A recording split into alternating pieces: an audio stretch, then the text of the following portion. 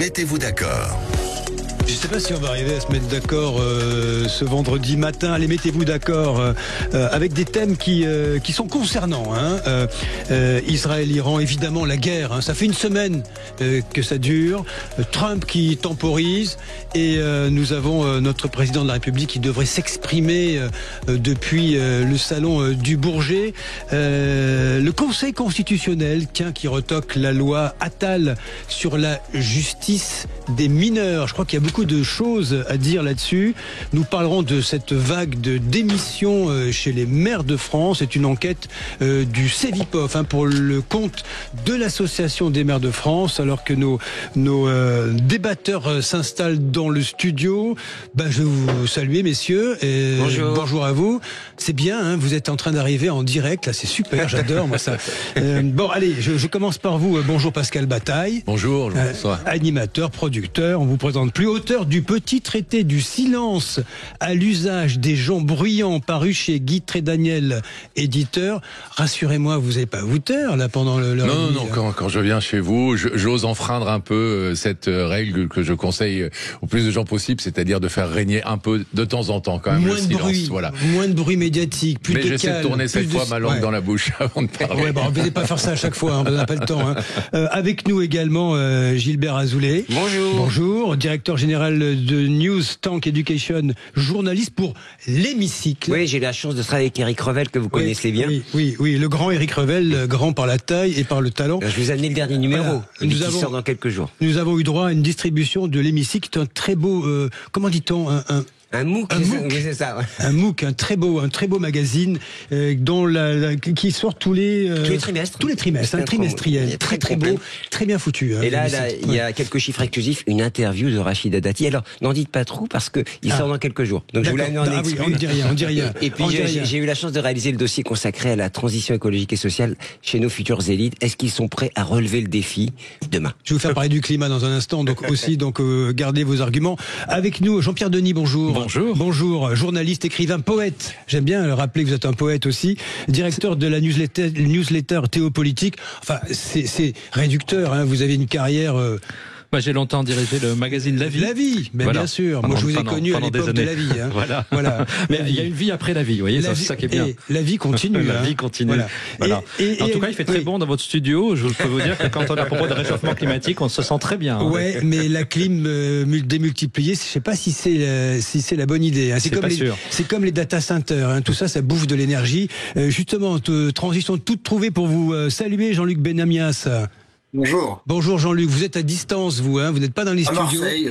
C'est parce que c'est pas tant à distance que ça. Non, mais Marseille, c'est merveilleux, Jean-Luc. C'est un des plus beaux endroits du monde. Membre de la Ligue des droits de l'homme, moi je vous ai connu comme député européen jadis. J'ai jamais su. J'ai été député européen, mais j'ai été aussi pendant 25 ans journaliste et notamment. Oui. J'ai pendant 1 an et demi, 2 ans, j'ai édité pour La Vie et Malzer Publications un magazine radio. Oui. Et maintenant, vous êtes à Marseille. Je suis à Marseille, oui. Je continue à faire de la politique. Vous êtes dans quel coin, Marseille, Jean-Luc? Chartreux, pour être précis. Pardon?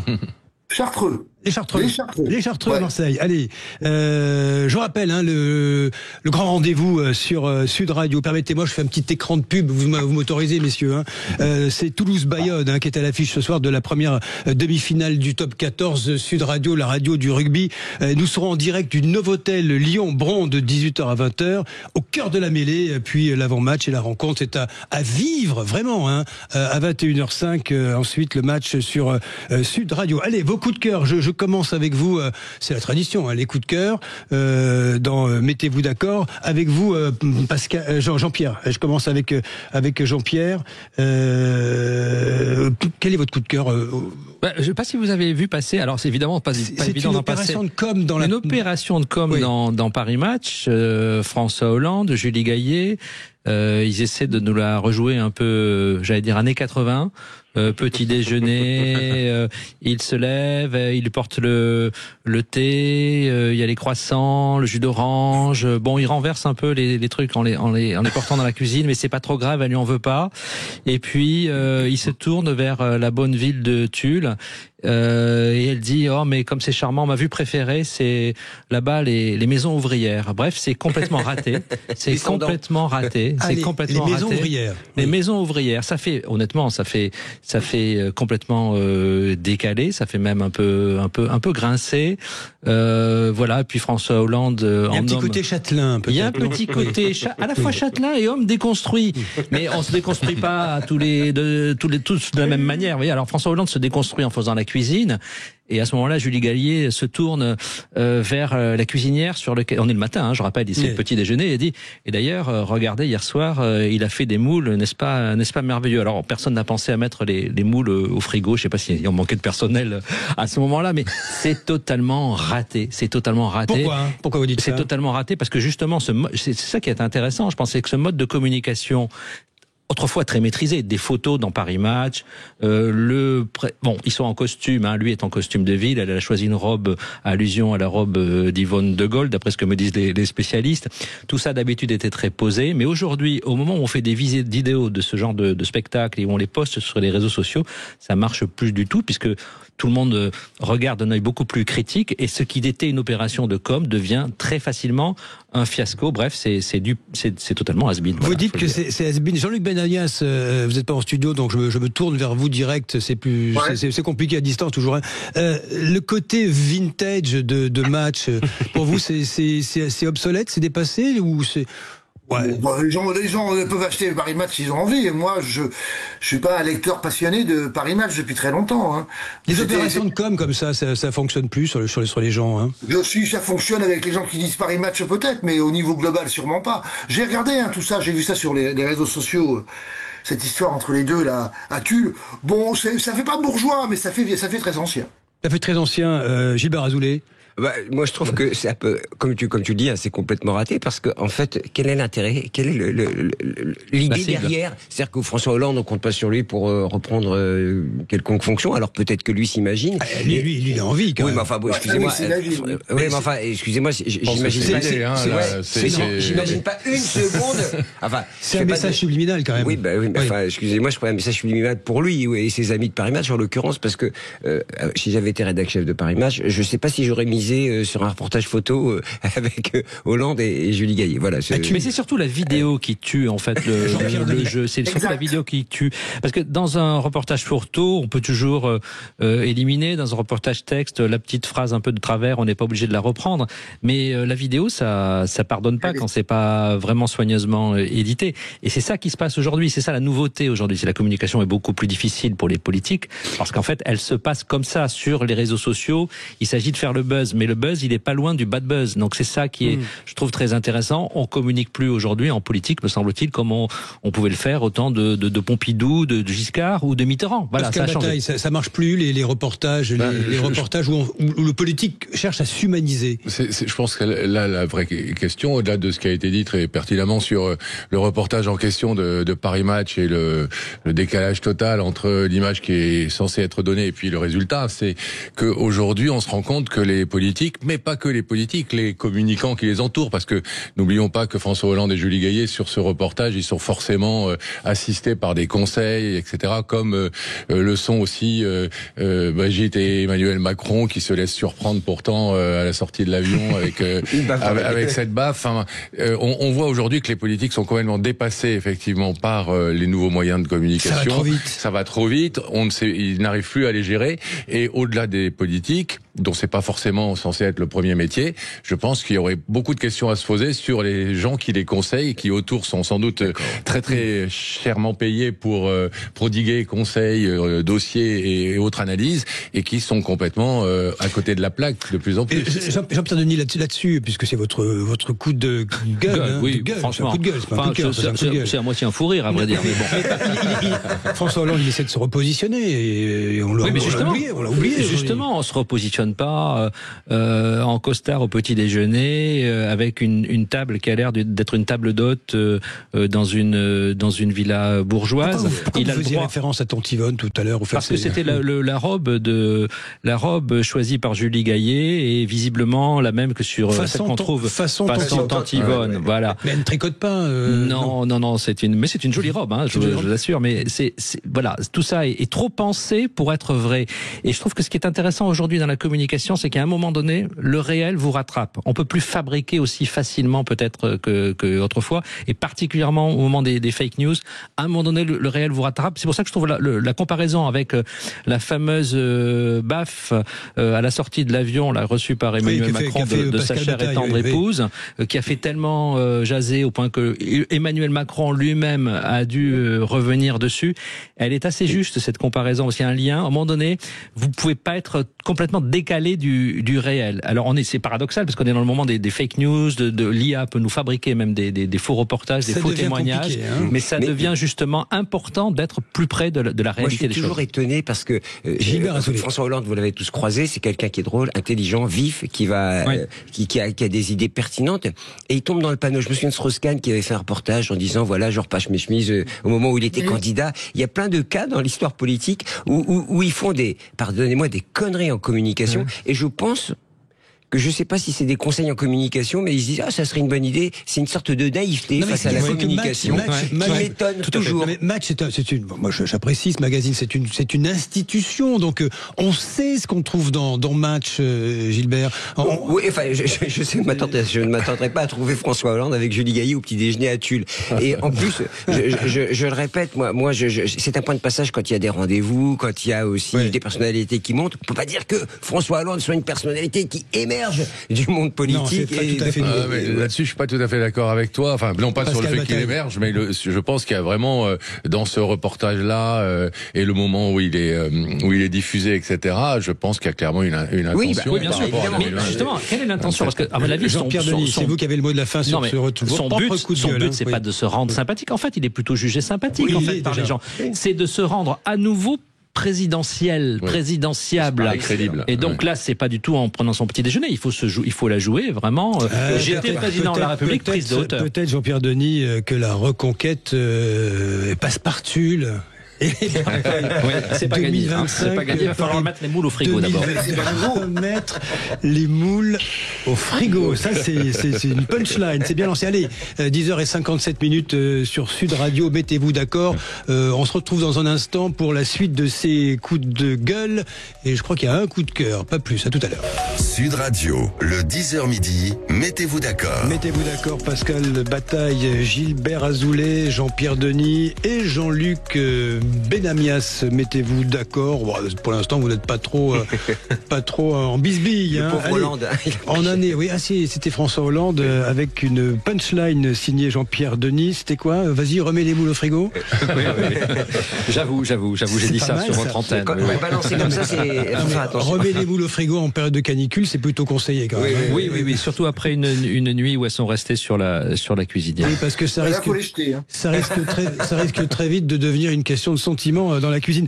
Les suites des coups de cœur ou des coups de gueule. Est-ce qu'on en était le coup de gueule avec vous, Jean-Luc Benamias, c'est ça, hein, puisqu'on parle de canicule, transition de toute trouée. C'est un coup de gueule, enfin c'est surtout un constat dramatique. 1,5 degré, hein. Limiter la hausse à plus de 1,5% de la hausse des températures. C'était là, les accords de Paris il y a maintenant près de 10 ans, hein. C'est dépassé, voilà. On est selon différentes études, il y en a une qui vient de sortir, on sera au-dessus, dans les 2 ou 3 ans, au-dessus des 1,5%. Je rappelle juste que 1,5% c'est une moyenne mondiale. Et donc selon les continents, c'est plus ou moins haut. Et c'est souvent malheureusement beaucoup plus haut. On doit atteindre, notamment au niveau européen, des températures en hausse de 3%. De 3 degrés, pardon. Mais Jean-Luc, je rappelle d'ailleurs, petite parenthèse, que les accords de Paris c'était sous François Hollande, hein, comme quoi tout est lié dans l'actualité. Avec les larmes de Fabius.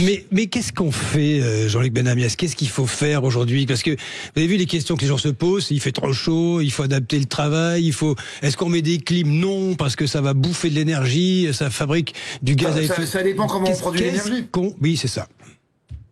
Allez-y. C'est pas la seule raison. Non. La hausse des températures, la hausse des degrés dans les océans, énorme.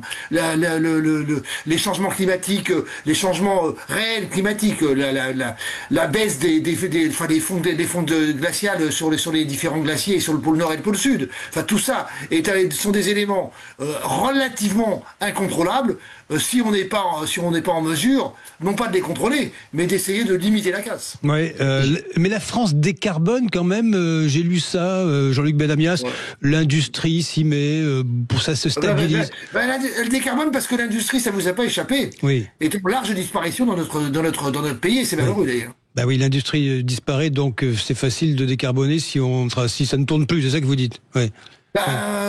C'est pas moi qui ai inventé les dernières affaires avec ArcelorMittal, c'est-à-dire la fermeture des dernières. Alors, Gilbert Azoulay. Un petit peu d'optimisme. Donnez-moi, je vais reparler de l'hémicycle. On présente une étude sur les élites. Vous savez que les jeunes étudiants des grandes écoles. Le journal L'Hémicycle. Oui, le magazine L'Hémicycle. Magazine. Et les magazines et les grandes écoles et surtout les jeunes diplômés sont particulièrement engagés. Et moi, contrairement à vous, Jean-François, je suis optimiste et je me dis que ceux qui tiendront les manettes de la France demain sont particulièrement engagés, en tout cas plus que notre génération. On a laissé dériver le bousin, comme on dit. Et moi, je considère que celles et ceux qui vont arriver aux commandes, ils vont bousculer les entreprises et j'espère accélérer la trajectoire positive qu'on doit engager tout de suite. Pascal Bataille, quand on voit l'état du monde, la multiplication des guerres, les data centers qui sont utiles pour nos smartphones et qui bouffent de l'énergie, et de l'eau. 8 milliards d'individus sur la Terre qui, elle, ne grandit pas. Vous êtes optimiste ? Non, je suis pas vraiment optimiste, moins que Gilbert en tout cas, et d'autant que je trouve que la communication est complètement décalée. C'est-à-dire on parle de ce 1,5 degré. Aujourd'hui, on nous dit, ça y est, on a ouvert les vannes. On parle peut-être plus d'un horizon à 3 degrés. Mais qu'est-ce que ça veut dire pour les gens ? Qu'est-ce que les gens comprennent de ça ? Rien. Y compris quand on dit la planète est en danger. Est-ce que les gens vraiment, on a quelque chose à faire de la planète? Non. Ce qu'il faut dire, je pense, c'est nous sommes en danger. L'humanité est en danger. Notre comportement est totalement suicidaire. Et donner des exemples précis de ce que ça veut dire que la planète se réchauffe de 1,5 degré, 2 degrés. Qu'est-ce que ça veut dire en termes d'extinction des forêts? Qu'est-ce que ça veut dire en termes d'extinction des insectes? En termes d'effet sur les océans? Qu'est-ce que ça veut dire comme en termes de territoires qui vont devenir inhabitables? De nombre de morts? Je pense que c'est la seule façon de concerner vraiment les gens et d'essayer d'inverser un peu la tendance. C'est documenté tout ça. Jean Covici d'ailleurs en parle beaucoup, y compris des effets sociaux avec les émeutes de la faim, les émeutes de la soif, les émeutes pour l'emploi. Donc tout ça c'est documenté. C'est loin pour l'instant. Voilà, c'est ça. Jean-Pierre, dans un certain nombre de territoires du monde, dans des grandes villes, notamment en Inde et ainsi de suite, on est en train de changer les capitales de place. Oui. Bon, Marseille, rassurez-nous, ne veut pas bouger quand même. Non, mais Marseille ne peut pas bouger, tu le sais. Marseille, mais pour autant, la hausse de la montée des eaux sur Marseille est une vraie problématique, notamment au Vieux-Port. Hein. C'est un vrai souci au Vieux-Port, et puis quand on va piquer une tête dans les goudes, ça va être compliqué à la fin. Jean-Pierre Denis, pour rebondir sur ce que disait Pascal Bataille, qu'est-ce qu'il faut ? Il faut une catastrophe pour qu'il y ait une prise de conscience. Mais c'est vrai, on parle pas beaucoup aux gens, tout ça. Plus on annonce une catastrophe, plus l'être humain fait comme l'autruche, sa cousine, il enfouit sa tête dans le sable, parce que ce discours en fait très alarmiste, qui correspond à des faits, provoque, c'est assez surprenant en fait finalement, l'effet inverse, on dit mais ne m'en parlez plus. Et en même temps, moi je me dis, on a toujours eu des capacités d'adaptation, simplement il faut que la catastrophe survienne, malheureusement, pour que, alors les Français en particulier, mais l'être humain en général s'adapte. Alors l'adaptation, elle va passer aussi par une capacité d'invention, d'innovation. Elle va passer également par le fait qu'on n'aura pas le choix. Voilà. Je pense qu'en attendant, le point peut-être le plus important, c'est peut-être parce que nous sommes aussi finalement assez égoïstes, il faut bien le reconnaître, c'est d'évoquer les difficultés que ça va représenter pour chacun d'entre nous en termes de santé publique, de maladies, la chaleur, difficulté de vivre. Des jours de canicule qui arrivent comme en ce moment sont une espèce de petit avant-goût d'une société vraiment très très très très différente, mais je pense que malheureusement on en prendra conscience quand on sera réellement dedans. Il y a des catastrophes tous les jours, donc tous les jours il y a de quoi démontrer ce qui va se passer quand même. Jean-Luc Benamias, pour boucler votre coup de gueule, si je puis dire, un auditeur de Sud Radio, très pertinent tout à l'heure, nous disait il y aurait une mesure d'urgence, parce qu'on parlait de la canicule, bien sûr, à faire, ça serait de supprimer l'écologie politique et faire en sorte qu'elle soit finalement diffuse partout, quoi, que ce soit quelque chose de transversal. C'est pas faux, non ? C'est un discours que j'entends depuis que je suis né en politique, dans l'écologie politique, et que j'ai participé à la fondation des Verts notamment. Vous avez été un lanceur d'alerte. C'est un discours que j'entends tout le temps. Ça n'a aucun sens. C'est pas grave, hein, il a le droit de le dire, hein, on est en démocratie, mais ça n'a aucun sens. Car on pourrait parler à ce niveau-là de l'ensemble des courants politiques français ou du mondiaux. Voilà, je ne vois pas pourquoi il n'y aurait pas un courant d'écologie politique existant. Mais bon, l'auditeur a sans doute raison dans sa propre pensée. C'est pas complètement débile que tout le monde se verdisse un peu. Il faudrait commencer par donner l'exemple. Quand on voit que François Bayrou est parti hier à Biarritz pour faire un discours de 27 minutes, il a pris l'avion, donc 2 heures d'avion aller-retour pour faire un discours de 27 minutes. Sur quoi ? Sur la géothermie. Il y a un moment où le ridicule ne tue plus depuis longtemps, mais... Comment est-ce qu'on fait à ce moment-là ? On n'y va pas ? On reste à Paris ? Je pense qu'on n'y va pas. Je suis pas sûr que Bayrou, que c'était une exigence totale, que Bayrou se déplace lui-même pour faire un discours devant des professionnels sur la géothermie. Et puis aujourd'hui, il y a des moyens, même avec la visio, etc. Oui, reprenons l'hologramme de Jean-Luc Mélenchon. J'en sais rien, mais effectivement, 2 heures d'avion présidentiel ou Premier ministre pour aller à Biarritz, ça me semble ridicule. Bon, en même temps, François Bayrou, on lui fait le reproche aussi de pas trop sortir de l'hôtel Matignon. Donc pour une fois qu'il était de sortie, vous lui reprochez d'être allé. Il est sorti en avion il y a pas longtemps dans un avion militaire. Bah oui, oh la vache. Il paraît que c'est très difficile. C'est dégueulasse, excusez-moi. C'est parce qu'il n'arrive pas à se sortir du cockpit d'un Rafale, c'est ça, hein? Oui, ça c'est pas bien, Jean-Luc. Je sais, je m'excuse. C'est pas bien. Non, c'est pas grave, ça nous fait rire, nous aussi. Mais bon, c'est pas bien. Allez, moi je sais pas si on m'assoit dans un Rafale, si j'arrive à sortir facilement. Moi je suis sûr que j'en sors pas. En fait. Allez. Déjà, je suis pas sûr d'y rentrer. Pascal Bataille, vous aurez la main dans un court instant pour votre coup de gueule, pour le coup, contre l'ONU. Vous nous en direz plus. On se retrouve dans un instant pour la suite de Mettez-vous d'accord. Sud Radio. Sud Radio. Parlons vrai. Parlons vrai. Sud Radio. Parlons vrai. Sud Radio, le 10h midi, mettez-vous d'accord. Ouais, on se met d'accord. Vous pouvez compter sur nous, sur Sud Radio, avec Pascal Bataille, Gilbert Azoulay, Jean-Pierre Denis, et nous sommes aussi avec Jean-Luc Benamias en direct des Chartreux. À Marseille, vous êtes bien là-bas, Jean-Luc, hein ? Vous n'êtes pas loin de la Belle. Merci, vous êtes à côté de la Belle de Mai, de mémoire, hein ? Pas si loin que ça, oui. C'est à quelques. Allez, c'est vrai que c'est assez proche. Ah, vous n'allez pas à la mer à pied quand même, hein ? Non, mais il y a de plus en plus de pistes cyclables à Marseille. Il était temps, et donc je vais à la mer en vélo. Est-ce que vous allez voir David Guetta le 21 parce qu'il passe là-bas, il paraît qu'il est un show. Il a dit qu'il a déployé des moyens jamais déployés dans ses spectacles. Je vous recommande d'y aller. Je suis pas sûr qu'il reste une seule place. Alors, vous avez des potes là-bas. Bon, allez, le coup de gueule de Pascal Bataille contre ce que révèle en fait l'Organisation des Nations Unies, l'ONU, à propos de l'aide humanitaire. Hein. Et oui, puisque l'ONU a révélé cette semaine que le budget de l'aide humanitaire qui était prévu pour être d'à peu près 45 milliards de dollars cette année, était abaissé à 29 milliards de dollars du fait de la baisse des dons des pays donateurs, donc des pays contributeurs de l'ONU. Alors à l'heure où on vient de parler pendant de longues minutes des effets du réchauffement climatique déjà sur de nombreux millions d'habitants de pays beaucoup plus exposés que nous déjà, à l'heure où on parle de conflits comme il n'y en a jamais eu depuis la Seconde Guerre mondiale, il y a un besoin encore plus urgent que jamais de cette aide humanitaire. On m'objectera qu'encore faut-il qu'elle soit bien distribuée, n'est-ce pas, Gilbert ? Mais bon, en tout cas, il y a un besoin crucial et ça s'est diminué quasiment de moitié.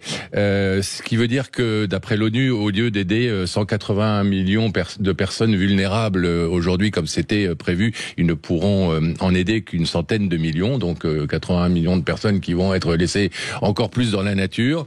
Ce qui veut dire qu'on fait aujourd'hui un tri dans la survie humaine. Ce sont les mots de l'ONU, ce qui me semble évidemment inacceptable, comme à vous, je suppose. Dire quoi, pour bien comprendre, Pascal, ça veut dire quoi? Que cette aide-là, elle va devoir être fléchée d'une certaine façon? Voilà, on va devoir la flécher de façon encore plus précise qu'avant, et que près de la moitié des gens qui devaient être aidés ne le seront pas du tout. Toi oui, toi non, quoi. Voilà, oui, parce qu'il y a un moment où quand vous n'avez que effectivement 1 euro à distribuer, vous pouvez pas le diviser en 1 million de personnes. Alors, ça veut dire évidemment des milliers, des millions de personnes qui vont rester dans le dénuement le plus total et ne recevoir aucune aide.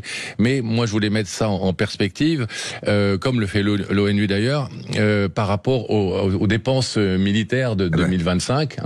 Et ce que dit l'ONU très justement, c'est que 1% des dépenses militaires de 2025 permettrait de combler, de faire plus que combler ce manque constaté dans l'aide humanitaire.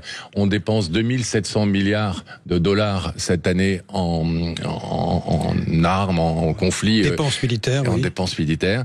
Et effectivement, il nous manque 25 millions de dollars pour... 25 milliards de dollars pour contribuer comme on avait prévu de le faire. Bon, vous voyez le rapport de force entre les deux. Et le lien entre les deux, parce que dans les dépenses militaires que vous évoquez ne sont pas inclus les effets des dégâts, en fait, qu'on voit bien dans tous ces conflits. Après, dans l'aide humanitaire, il y a l'aide de l'ONU, il y a la question évidemment particulière des États-Unis, qui se sont retirés globalement de l'aide, qui était aussi d'ailleurs un instrument d'influence politique et culturelle. C'était pas forcément une décision très très compréhensible du point de vue du simple égoïsme américain. Il y a l'aide publique au développement qui est parfois assez contestée parce qu'elle est aussi très très politique et il n'est pas prouvé qu'elle a permis de sortir les pays pauvres de la spirale et du mal développement ou du non développement. Et il y a aussi l'aide des ONG. Je voudrais quand même rappeler que les Français sont généreux. Ils donnent beaucoup aux ONG. On peut le dire aussi. Voilà. Les particuliers. On a le droit de dire les particuliers. Là-dessus, Gilbert Azoulay, puisque Pascal Bataille a un peu balancé, là, elle est mal distribuée, l'aide humanitaire. Oui, il y a eu des cas quand même assez étonnants, mais vous savez de quoi je parle, qui ont été remis en cause, notamment au Moyen-Orient. Mais ça veut dire que ça traduit quand même un clivage, où l'aide avait une problématique avec l'UNRWA, notamment à être fléchée, en tout cas précisément. Voilà, j'en dirai pas plus. Non, ce qui est sûr, c'est que ça traduit en tout cas une société. C'est joliment dit, en tout cas. C'est joliment dit. Avec délicatesse. Non, mais ça traduit simplement ce clivage qui se fait dans la société et la violence qui y a entre les nations.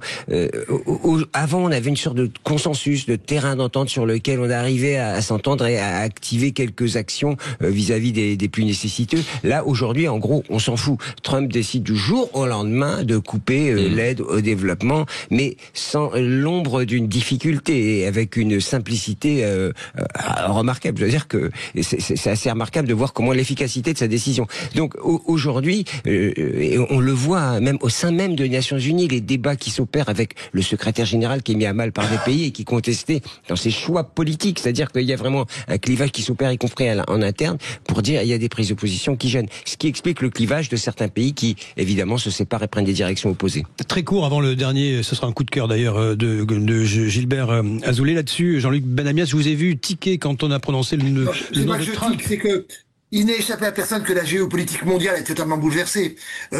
Et pas uniquement depuis 2 ans, depuis plusieurs années. Depuis la montée en puissance de la Chine, la montée en puissance de l'Inde, et je pourrais rajouter d'autres grands pays dans le monde qui font que tout ce qui a été qu'on considérait comme acquis au niveau de l'ONU est en bouleversement total. Et donc c'est pas étonnant que ça touche aussi l'aide humanitaire. Alors Gilbert Azoulay, passons à votre coup de cœur à présent. Un coup de cœur, c'est positif. Ouais, c'est positif et c'est un constat comme notre ami. Bien, vous êtes positif. Quelqu'un qui est positif sur ce plateau. Moi, je parle beaucoup d'éducation et d'économie de la connaissance.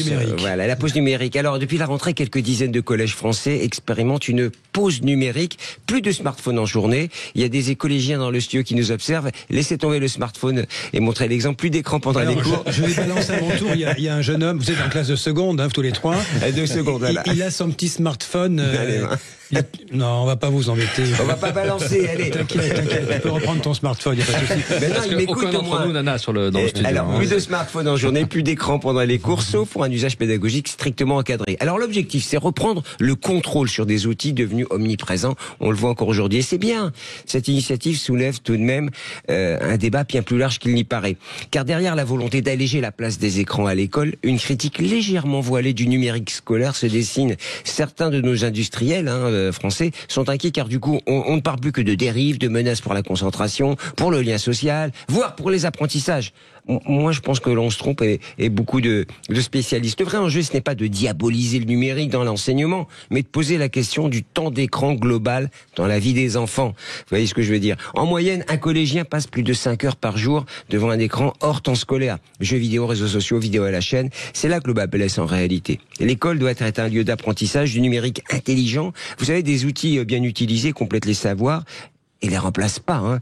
Les outils pour évaluer et personnaliser les apprentissages en fonction de son niveau sont désormais disponibles et grâce à l'IA, on peut faire même du sur-mesure pour les élèves. Le tout écran est un risque, mais le tout interdit est une impasse. Une tablette peut favoriser l'inclusion, un logiciel peut aider à comprendre une notion, une plateforme peut encourager le travail collaboratif. C'est le sens de l'histoire. La pause numérique, en réalité, doit ouvrir une réflexion plus large sur l'équilibre à trouver. Donc attention au bashing systématique. Le numérique à l'école, c'est pas l'ennemi, c'est une question d'usage, de dosage, de sens, et surtout c'est à la maison et sur le temps libre que la bataille d'écran se joue vraiment. Puis je conclurai en disant, et puis en France on a une filière EdTech, c'est des startups innovantes de la tech, du numérique. On est très bon. Oui, très bon. Mais alors ne laissons pas la place aux Chinois et aux Américains qui mettent le paquet là-dessus. Il en va de notre souveraineté. Et le projet de décret qui vise à abaisser le niveau de prise en charge des formations à distance est sans doute une erreur. Alors que le distanciel favorise l'inclusion des personnes loin de l'emploi, en situation du handicap ou des zones rurales. Alors pour conclure, moins d'écran, yes, mais pas de bashing pour nos startups innovantes pour l'éducation. Jean-Pierre Denis, là-dessus, moi j'ai un souvenir, 1979 de mémoire, l'ayatollah Khomeini quitte Neuf-le-Château et la Texas Instruments, la première calculette électronique arrive dans les classes de première. Elle fut la première, pour paraphraser la fiche des Dents de la Mer qui fête ses 50 ans cette année. C'était la première fois qu'une machine arrivait. On se disait à l'époque, mais si on multiplie les machines, que va devenir notre cerveau? Aujourd'hui, on n'en est plus là. C'est-à-dire que désormais, nous sommes prisonniers de l'algorithme.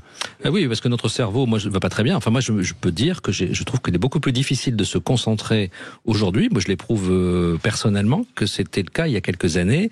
Et dès que, alors moi, comme je suis catho, je pratique le jeûne pendant le carême, certaines années. Donc pas de numérique, pas de réseaux sociaux à certaines occasions, notamment celle du carême. Et en fait, c'est de la santé mentale. Et tout d'un coup, on retrouve une capacité de se concentrer, donc c'est assez saisissant. En réalité, le problème, il est surtout là. On a une capacité d'attention qui diminue. Et donc, faire une pause dans le numérique, ça permet de se retrouver en réalité soi-même. Donc, c'est une nécessité, en fait, de santé, au-delà de tout autre enjeu éducatif. Pascal Bataille, ça entre dans le cadre du petit traité du silence à l'usage des gens bruyants. C'est votre livre, donc on est dedans, quand même. On est complètement dedans, et c'est un sujet, évidemment, abordé dans le livre, et Gilbert a totalement raison, à mon avis, et Jean-Pierre évidemment aussi. C'est le problème n'est pas d'être radical dans un jugement positif comme beaucoup le font aussi sur l'IA et les réseaux sociaux, ou totalement négatif. C'est un outil extraordinaire.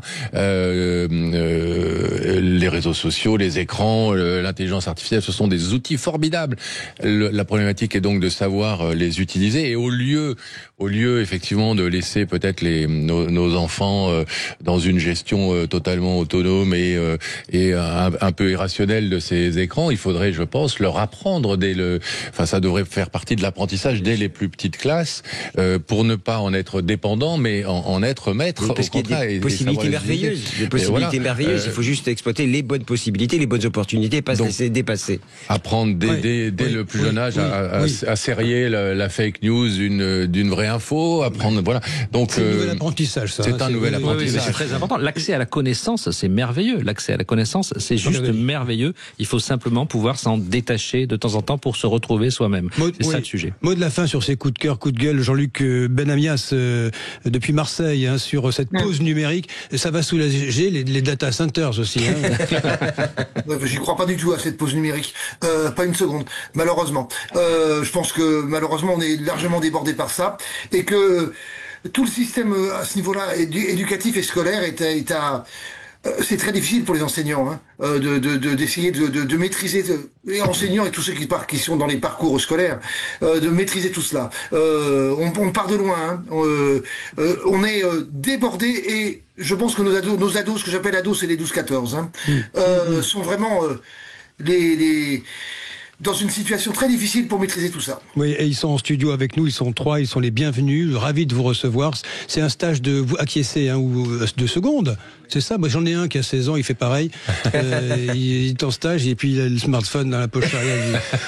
Je lui dis, fais gaffe, puisqu'il habite pas à Paris, on va te piquer ton truc dans le métro, dans les RER, fais gaffe. Il fait attention. Bon, allez, 11h30 sur Sud Radio. Dans un instant, nous allons aborder les sujets du jour dans Mettez-vous d'accord. Sud Radio. Sud Radio. Parlons vrai. Parlons vrai. Sud Radio. Parlons vrai. Sud Radio, le 10h midi, mettez-vous d'accord. Pascal Bataille, Gilbert Azoulay, Jean-Pierre Denis, Jean-Luc Benamias, vous débattez, mettez-vous d'accord sur Sud Radio 0826 300 300. Notre premier thème ce matin, la guerre entre Israël et l'Iran. Une semaine désormais d'affrontement avec un Donald Trump qui temporise. Et un Emmanuel Macron, il va s'exprimer aujourd'hui depuis le salon du Bourget qui appelle à cesser le feu. Pascal Bataille, vous évoquiez l'ONU tout à l'heure. Aujourd'hui, les Nations Unies, c'est la SDN. Oui, c'est ça. Enfin, moi, il n'y a plus de gouvernance mondiale. Il n'y a plus de gouvernance mondiale. Ce qui m'inquiète aujourd'hui, au-delà effectivement des effets terribles et dévastateurs de ces différents conflits, que ce soit en Ukraine, que ce soit effectivement au Proche-Orient, aujourd'hui entre Israël et l'Iran, et tous ceux dont on ne parle pas un peu partout en Afrique et ailleurs, c'est effectivement que on a l'impression qu'il n'y a plus aucune gestion au niveau planétaire de ce qui se passe et que finalement chacun décide aujourd'hui de faire ce qu'il veut quand il veut parce que il est investi d'une légitimité qu'il s'est auto-attribuée et encore une fois il s'agit de porter aucun jugement sur celui-ci ou celui-là, mais on pourrait se poser la question de savoir de quel droit on doit décider, enfin X ou Y doit décider de qui doit avoir l'arme nucléaire ou pas. Est-ce que c'est à Israël ou à la France ou aux États-Unis de décider si l'Iran, alors que eux ils l'ont et personne les a empêchés de l'avoir. Il y a quand même une donnée historique. Il y a des données historiques, mais elle s'est développée dans les pays vainqueurs contre les forces de l'Axe, les forces du mal, contre l'Allemagne, contre le Japon à l'époque. Mais ensuite, ça s'est fait de façon, pardonnez-moi, mais empirique. C'est-à-dire que maintenant, vous avez une théocratie comme l'Iran qui ne rêve que de balayer Israël. On peut se questionner sur la légitimité. Mais bien évidemment qu'on peut le faire. Mais qui a le droit de le faire, sinon une assemblée collégiale dans laquelle soit représenté l'ensemble des nations et où chacun a le droit de dire son mot. Et pourquoi c'est juste à ceux qui ont déjà la bombe nucléaire de décider de ceux qui peuvent désormais l'avoir. Bon, la problématique que je posais au-delà de tout ça, c'est que on ne peut pas laisser à chacun, à Trump, à Netanyahou, à Poutine ou à Macron la liberté de décider de ce qu'il peut faire. Alors pour discuter il faut remettre en place une gouvernance. Pour échanger avec beaucoup de réfugiés iraniens en France, l'Iran est depuis près de 50 ans un État paria, un État qui finance absolument tous les mouvements terroristes dans le monde. Et nos attentats. Et nos attentats. Donc, je veux bien, et Pascal, je te rejoins, personne ne peut leur ôter le droit. Cela dit, il y a un effet aussi, domino.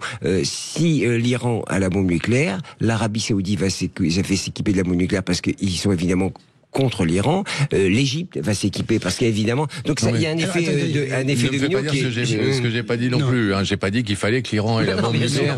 Je dis, on ne peut pas décider de ça en dehors d'une assemblée vraiment collégiale où tout le monde est représenté. Juste pour finir, Gilbert Azoulay, est-ce que, pardonnez-moi la trivialité de la question, est-ce que Israël doit finir le job? En fait, aller au bout de ce conflit. Je pense d'abord que... Avec ce que ça implique. Hein. Je pense que ça ne se fait pas sans l'aval d'un certain nombre de nations, parce qu'il y a des blocs quand même. Hein, ouais. L'ONU ne décide pas, mais il y a des blocs qui s'opposent les uns aux autres. Et je pense que c'est une stratégie, en tout cas c'est un agenda que se sont prévus certaines nations face à un autre bloc. Jean-Pierre Denis. Finir le job, c'est tout le sujet. Parce que jusqu'à présent, il faut dire que c'est quand même un succès tactique absolument incontestable. Il y a eu une série d'événements qui se sont produits d'une manière qui arrive assez rarement en fait dans l'histoire, qui font que Israël, après le 7 octobre, était dans un état de faiblesse extrême, c'est-à-dire que la principale sécurité d'Israël, c'était de faire peur en réalité, et tout d'un coup la peur changeait de camp, elle était en Israël après les attaques du 7 octobre. Oui, donc c'est Khamenei qui ne veut pas finir comme Nasrallah. Voilà. Et à ce moment-là, la situation était... Voilà. Depuis ce gouvernement, dont évidemment... on peut penser beaucoup de choses, a saisi un certain nombre d'opportunités, et la situation de l'Iran, qui était vraiment une puissance régionale incontestable, s'est complètement dégradée. Au point que, là, les avions israéliens volent comme on prend le Air France entre Paris et Toulouse, hein, entre Tel Aviv et Téhéran. Oui. Alors, ce qui était mis en avant, c'était précisément ce dont on parle, c'est-à-dire les capacités nucléaires de l'Iran.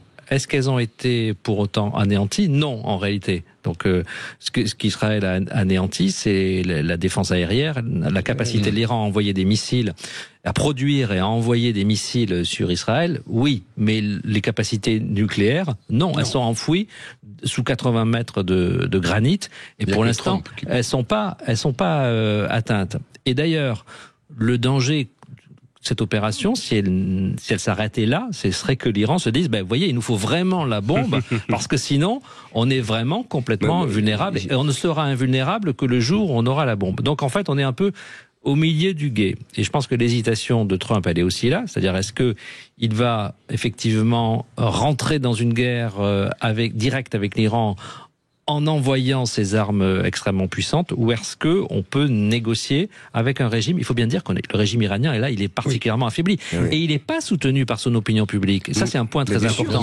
Parce que quand on a la mémoire de la guerre Iran-Irak, le peuple iranien s'était rangé derrière le régime qui était alors, à l'époque, assez fragile. Aujourd'hui, qu'est-ce qu'ils font les Iraniens? Ils essaient de prendre leur voiture, s'ils peuvent mettre de l'essence dedans, pour se barrer et pour sauver leur vie.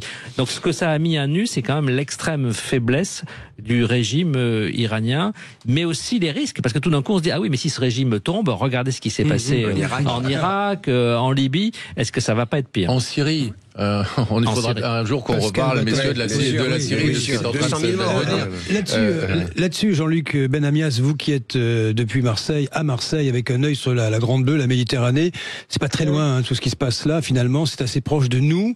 Vous dites quoi? Il faut que cette guerre cesse là, maintenant, en l'état, ou malheureusement, il faut que ça finisse, qu'il faut en finir avec le régime des mollahs? Je ne sais pas ce que ça veut dire en finir avec le régime des mollahs. Je ne sais pas ce qu'il faudrait faire pour en finir.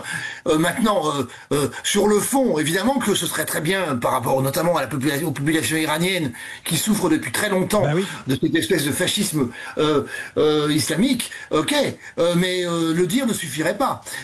Clairement, on s'aperçoit bien que, je l'ai dit tout à l'heure, les bouleversements géopolitiques mondiaux font que les grands équilibres ont totalement changé. Regardez comment la Chine, notamment et l'Inde, regarde tout ce qui se passe. Ils n'interviennent pas. Ils regardent. Donc, dans ce cadre-là, moi, ce à quoi je pense là directement, c'est aux populations israéliennes et aux populations iraniennes. Je pense aussi aux populations évidemment palestiniennes par ailleurs, parce que une guerre chasse l'autre et on oublie. Clairement, avec des milliers de personnes, des centaines de milliers de personnes qui, chaque nuit, se demandent s'ils vont encore vivre le lendemain. Oui. Oui, pour conclure là-dessus, tiens, vous, Gilbert Azoulay, nous sommes quand même depuis une semaine sur cette guerre. C'est une vraie guerre. Hein. Ah bah oui, elle se fait par les airs, il n'y a pas de troupes au sol, etc. Mais il n'y a pas beaucoup de victimes, finalement. Il y a quelques troupes au sol, il y a des services secrets au sol. Il y a les services secrets. Oui, ils sont rentrés comme dans du beurre. Hein. Là, on a vu les images. Non, mais j'ai pas dit le contraire, Gilbert. Non, mais ce que je veux dire, c'est que c'est pas une attaque massive, c'est des commandos qui sont partis, qui sont rentrés au plus près de la défense aérienne. C'est incroyable, d'ailleurs. D'ailleurs, on parle de 9 millions versus 90 millions d'habitants, hein, en termes de volume, enfin d'échelle. En tous les cas, ce que fait... Je n'apprends rien en te disant, Gilbert, que le Mossad est très bien organisé. Quelques bouquins là-dessus, c'est remarquable. Sauf le 7 octobre. Bon. Oui, sur le 7 octobre, oui. Allez, un tout autre sujet dans l'actualité de ce vendredi matin. Nous avions tout à l'heure évoqué, évidemment, la canicule qui nous préoccupe tous. On l'a largement évoqué. Il y a vous avez vu cette décision du Conseil constitutionnel qui a censuré 6 des articles de la loi Attal sur la justice des mineurs. Je vous la fais simple, notamment retoquer la suppression de l'excuse de minorité pour les mineurs de 16 ans, c'est ce que voulait Gabriel Attal, et également retoquer la comparution immédiate des jeunes récidivistes à partir de 16 ans. Donc, quelque part, je commence par vous, Jean-Pierre Denis, rien ne change en fin de compte. Il y a eu quand même beaucoup d'émotions avec ce qui s'est passé récemment. Vous savez, les casseurs après. Mais moi, je pense à ceux qui nous écoutent là en ce moment. Nous, on est tranquillement installés dans le micro et ils se disent mais qu'est-ce que c'est que ce truc-là ? Comment c'est pas possible de résoudre des problèmes que nous constatons tous ? Et en fait, ce qui est malheureux dans cette histoire, c'est que il y a une double posture, c'est-à-dire qu'en fait la loi proposée par Attal, il savait qu'elle était pas conforme à la Constitution. Ça avait été vraiment clairement dit à l'Assemblée nationale. Donc c'était ça ne passerait pas. Donc c'était du théâtre politique. C'était pour faire croire à ses électeurs potentiels que lui, il était capable de faire quelque chose. Donc c'était du théâtre politique. Mais ce que je regrette aussi, c'est que dans l'autre sens, mais là le Conseil constitutionnel avait peut-être pas le choix, c'est que finalement il renvoie à l'impuissance des politiques. C'est-à-dire il dit vous n'avez pas le droit de le faire. Et du coup, les politiques sont pris entre deux feux. On leur dit vous faites rien pour nous. Et le Conseil constitutionnel leur dit, mais là, vous pouvez pas le faire parce que c'est contraire à la Constitution. Donc on est dans un problème insoluble, alors que c'est une réalité, une injonction concrète. Mais comment on en sort juste pour un témoignage, parce qu'il s'avère que j'ai dans la famille une magistrate, et je lui dis donc, vous prenez cher parce qu'on vous accuse de libérer les coupables, de laisser les mineurs dehors, de pas faire. Il me dit, mais on n'a pas les outils. On n'a pas les outils, c'est-à-dire que quand on libère quelqu'un, c'est que la loi nous oblige en gros à la libérer. Par exemple, garder un mineur en tôle, c'est très compliqué, c'est très compliqué. C'est possible, hein. C'est possible, mais il faut légitimer, il faut justifier à la hiérarchie. Donc là, j'ai envie de dire, tu casses, tu répares. C'était un peu frappé du coin du bon sens, hein, c'est ce que dit Attal. Et je me disais au fond, imposer, parce que c'est pas tous les mineurs qui vont aller en prison. C'était simplement offrir la possibilité aux magistrats de pouvoir incarcérer des mineurs récidivistes ou jugés dangereux. Un sujet particulier pour les jeunes, pour les mineurs, c'est la rapidité d'exécution de la justice. Le problème, c'est que la justice est évidemment beaucoup trop lente et pour des âges pour lesquels une attente signifie beaucoup plus que pour un adulte. Et ça, c'est un problème, pour le coup, c'est un problème de moyens. Pascal Bataille, pour poursuivre la réflexion, le mineur de 1945, c'est plus le mineur de 2025 ? Non, bien évidemment. Les mœurs sont évoluées. Bien évidemment, non. De la même façon que le sexagénaire de 2025 n'est pas le même aussi. On peut en parler, de ça. Et c'est effectivement, vous mettez, je pense, Jean-François, là, le doigt sur un sujet très important, c'est que peut-être que le concept même de majorité est à revoir aujourd'hui, et que est-ce qu'il faudrait pas abaisser ce seuil de majorité à 17 ou à 16 ans. Vous voulez dire quoi ? On serait majeur à 16 ans ? Par exemple, j'ai pas évidemment, après tout, on est passé de 21 à 18 à une époque, hein, c'est vrai que. Oui, on est bien passé de 21 à 18. Et est-ce qu'il faudrait pas encore rabaisser un petit peu ce seuil-là, parce qu'effectivement, comme vous le dites, nos mineurs aujourd'hui, nos 16-17 ans, on en a quelques-uns ici, ont un degré de maturité qui est, à mon avis, plus élevé qu'à 20 ans ou 30 ans.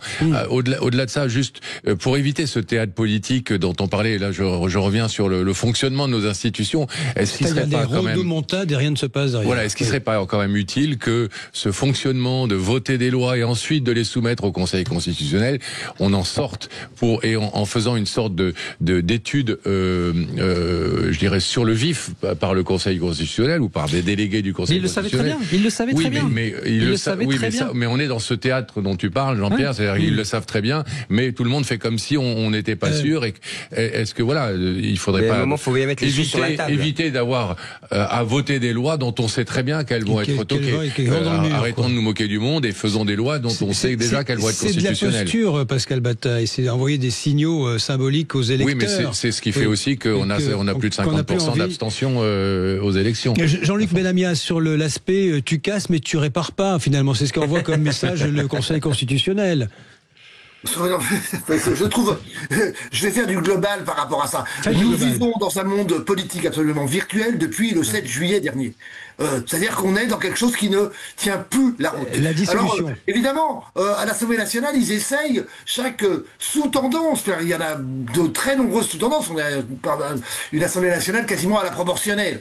Alors, ce serait bien si c'était au moins décidé, mais là, c'était pas décidé. Donc voilà, chacun lance des notions, et ça sent très bien qu'effectivement elles vont être refusées par le Conseil constitutionnel. Donc voilà, pour moi tout ça est virtuel et n'a plus beaucoup de sens, et ça malheureusement ça pousse une grande partie de l'opinion publique à plus s'y intéresser.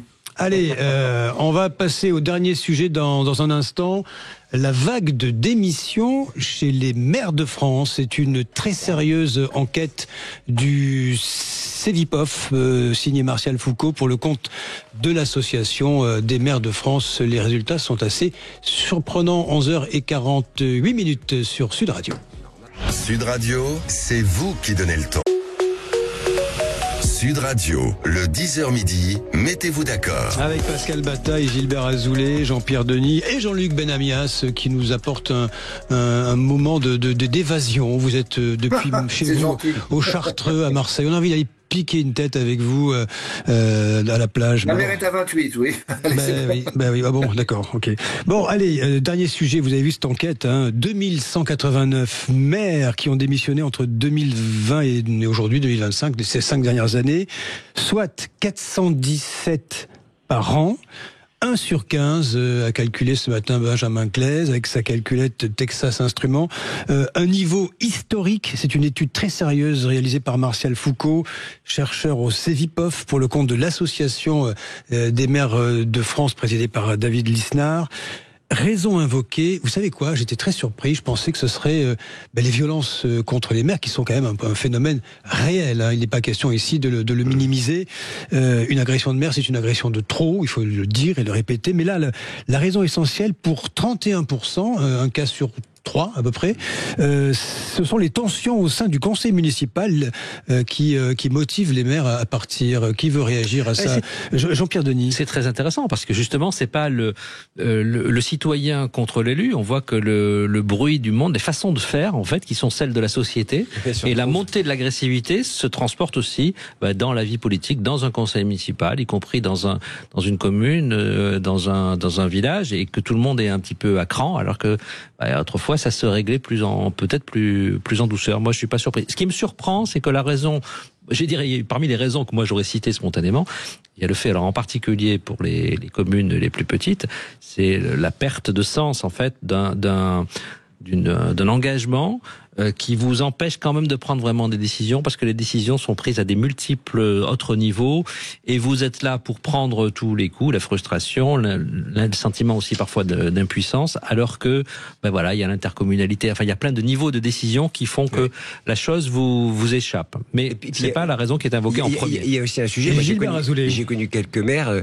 c'est l'amplitude horaire. C'est-à-dire que vous êtes maire, c'est H24, 365 jours sur 365, avec, quand vous vous reposez, des commentaires du genre, il faut rien. C'est-à-dire que c'est absolument délirant, cette non prise en compte de ce que représente l'engagement d'être maire. Et j'ajoute, Mais bon, ça, on n'en parle pas en France. La rémunération qui est complètement incroyable. Vous savez, moi, mon père a été maire, donc rien à voir avec un changement de genre, je vous rassure. Mais 150 habitants, franchement, c'était un plein temps. Il était enseignant de lettres, mais à côté de ça, c'était 8 jours sur 7. Voilà. Et 150 habitants. Tout le monde était à plein temps. Le médecin était à plein temps. Bon, vous permettrez, le curé peut-être aussi était à plein temps. Tout le monde était à plein temps. Enfin, je veux dire, on était dans une société dans laquelle c'était très différent. Mais aujourd'hui, il n'y a plus que le maire. Parce que si vous voulez chercher à joindre le médecin, vous pouvez plus le joindre à n'importe quelle heure. Il va pas venir à n'importe quel moment chez vous parce que vous êtes un petit peu enrhumé. Alors que le maire, on va le déranger à n'importe quel moment pour n'importe quel petit problème. Et en plus, il est responsable. Pour un panneau de basket qui tombe dans la cour du lycée, il est responsable pour une route qui est fermée, pour un dégât de je sais pas quoi. Enfin, il y a une catastrophe tout le temps. Et c'est-à-dire, je rajoute une anecdote. Quand vous êtes maire et que vous allez à la kermesse et que vous n'achetez pas le billet de tombola, on dit en plus il est radin. Alors, c'est ce que m'a dit le maire. Je me dis, si c'est gonflé quand même, je passe comme un fou, je gagne que dalle. Et en plus, j'en viens de me dire à moi. Jean-Luc Benamias, je m'adresse aux politiques qui sommeillent toujours en vous. La rémunération des édiles, enfin les maires, ils gagnent rien, enfin c'est absurde. Non, rien du tout. Rien. Et même souvent, quand ils peuvent toucher 300, 400 euros, mais souvent ils les refusent. Oui. C'est-à-dire qu'ils ne les prennent pas. Parce que justement, ils se font accuser par une partie de la population, en plus de gagner de l'argent. C'est un métier. J'ai regardé l'étude rapidement, mais je l'ai regardé. En fait, ça touche vraiment les communes, plus les communes de moins de 3000 habitants. Bien sûr. Et donc, parce que c'est un métier à plein temps, mais même le plein temps ne suffit pas. Je pense aux différents maires que je connais dans les petites villes, dans les petits villages même. Souvent, ils évitent même d'être au marché hebdomadaire, parce que généralement c'était un moment où d'ambiance plutôt positive. Parfois, ils se font vraiment agresser. Voilà, ils sont laissés un peu à l'abandon et sérieusement et pas pris au sérieux par l'ensemble de la classe politique qui elle est relativement bien rémunérée. C'est comparable maintenant, mais c'est vrai qu'il y a moins de curés et moins de présence épiscopale dans les différentes mairies en même temps, mais on leur demande de tout régler, ce qui est impossible, et en plus ils sont responsables, vous l'avez dit tout à l'heure, une chute de panneau de basket, et ils sont responsables juridiquement. C'est lui le responsable. Incroyable. Pascal Bataille, c'est vous qui avez l'honneur de conclure. Non mais juste d'un mot, effectivement, cette violence, elle est à la fois dans la rue, elle est à la fois dans les conseils municipaux. Il y a effectivement, comme le disait Jean-Pierre, ce problème de prise de décision qui leur incombe de moins en moins dans des process de plus en plus complexes. Moi, il y a le problème de la rémunération. Moi, il y a un sujet sur lequel je milite depuis des années, c'est la formation des maires.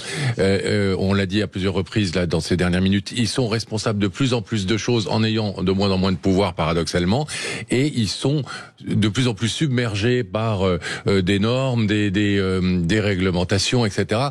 Et des budgets à gérer. C'est un boulot de chef d'entreprise aujourd'hui d'être maire même d'une petite commune, et ils sont très peu formés pour ça. Et je pense qu'il faudrait être omniscient et peu formé en même temps. Je pense qu'il faudrait former les maires, faudrait mettre en place des instances pour former chaque maire nouvellement élu, afin de l'aider à accomplir cette mission de façon plus sereine. Allez, merci à vous, vous quatre, Pascal Bataille, Gilbert Azoulay, Jean-Pierre Denis, Jean-Luc Benamias pour ce Mettez-vous d'accord. Je rappelle, Toulouse-Bayonne ce soir à l'affiche de la première demi-finale du moi je suis toulousain, donc on va se quitter, on va pas se mettre d'accord. Bon, mince, vous me faites regretter là. Attendez, on va peut-être toujours rallonger d'une heure l'émission. Et David Guetta à Marseille pour notre ami Benamias. Nous serons en direct du Novotel Lyon-Bron de 18h à 20h au cœur de la mêlée, puis l'avant-match et la rencontre à 21h05. Je retiendrai de ce Mettez-vous d'accord la phrase du jour qui est digne de Radio Londres. Remets les moules au frigo. Elle est signée Jean-Pierre Denis. Allez, merci à tous les quatre. Merci à tous les quatre. Et dans un instant sur Sud Radio, nous retrouvons avec bonheur Alexis Poulain. Sud Radio. Sud Radio. Parlons vrai. Parlons vrai. Sud Radio. Parlons vrai.